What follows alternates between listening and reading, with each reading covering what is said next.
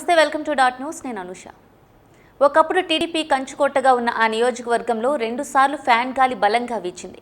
దీంతో ఆ కంచుకోటకు బీటలు వారాయి. ఇప్పుడు జరిగిన ఎన్నికల్లో ముచ్చటగా మూడోసారి కూడా వైఎస్ఆర్సీపీ జెండా రెపరెపలాడనుందని ఎన్నికల సరళి చెబుతోంది. దీంతో ఆ కంచుకోటలో ఒకప్పుడు వెలిగిన టీడీపీ నేతలు టెన్షన్లో ఉన్నారు. ఇంతకీ ఏంటా నియోజకవర్గం, ఏమా కథ?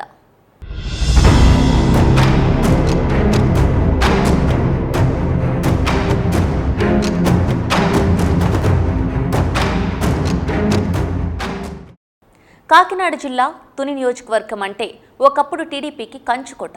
ఎందుకంటే ఎన్టీఆర్ టీడీపీ పార్టీ పెట్టినప్పటి నుంచి 2004 ఎన్నికల వరకు మాజీ మంత్రి యనమల రామకృష్ణుడు వరుసగా 6 సార్లు ఎమ్మెల్యేగా గెలిచారు.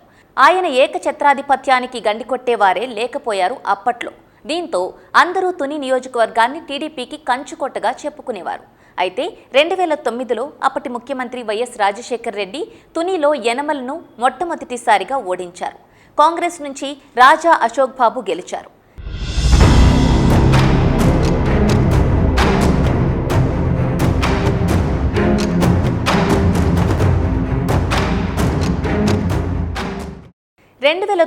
మొదటిసారి ఎన్నికల్లో ఓటమి చెందిన యనమల రామకృష్ణుడు ఆ తర్వాత ప్రత్యక్ష ఎన్నికల బరికే దూరమయ్యారు. 2014లో ఎమ్మెల్సీగా ఆయన మంత్రి అయ్యారు. ఆ తరువాత జరిగిన 2014, 2019 ఎన్నికల్లో తన సోదరుడు యనమల రామకృష్ణుణ్ణి టీడీపీ తరపున తుని నుంచి పోటీ చేయించారు. ఆ 2 సార్లు ఆయన ఓటమి చెందారు.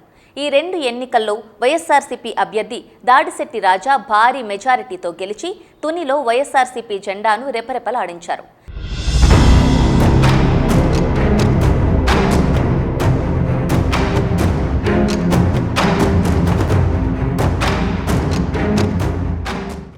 రెండున్నరేళ్ల క్రిందట సీఎం జగన్ దాడిశెట్టి రాజాకు రోడ్డు భవనాల శాఖ మంత్రి పదవి ఇచ్చారు.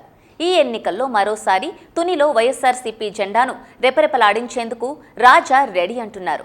ఇదిలా ఉంటే గత 2 ఎన్నికల్లో ఓటమి చెందిన తన సోదరుడు కృష్ణుణ్ణి పక్కన పెట్టారు అన్న యనమల ఈసారి ఎన్నికల బరిలో తన కుమార్తె దివ్యను దింపారు. దీంతో అన్నదమ్ముల మధ్య రాజకీయ వైరం మరింత పెరిగింది. మరోవైపు చిన్నాన్న కృష్ణుడు, అతని వర్గాన్ని యనమల కూతురు దివ్య దూరం పెట్టి అవమానించారు.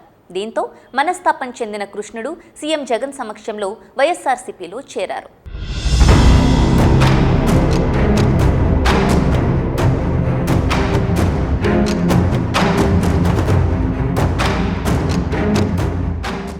దాదాపు 40 ఏళ్లుగా తునిలో అన్నకు అన్నీ తానే అండగా ఉండిన కృష్ణుడు తనకు అన్యాయం జరిగిందని కసిగా ఉన్నారు.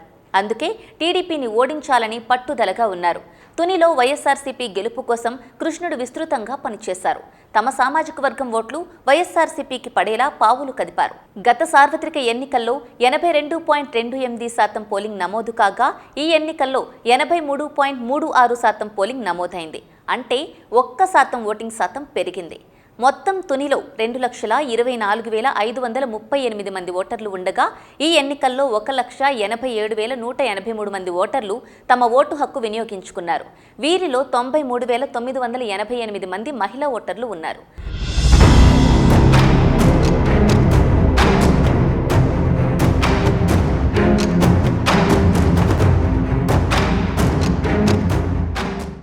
తునిలో ప్రజలకు ఏ కష్టం వచ్చినా మంత్రి రాజా అందుబాటులో ఉండి ఆ సమస్యను పరిష్కరిస్తారని ప్రజల్లో నమ్మకం ఉంది. యనమల విషయానికి వస్తే ఆయన ఎక్కువగా గడిపేది హైదరాబాదు, విజయవాడ లేదా కాకినాడ రూరల్, తిమ్మాపురంలోనే. అంతేకాదు యనమల కుమార్తె దివ్య కూడా హైదరాబాద్లో ఉండటం వల్ల ఆమెపై ఇక్కడ ప్రజలకు అంత నమ్మకం లేదు.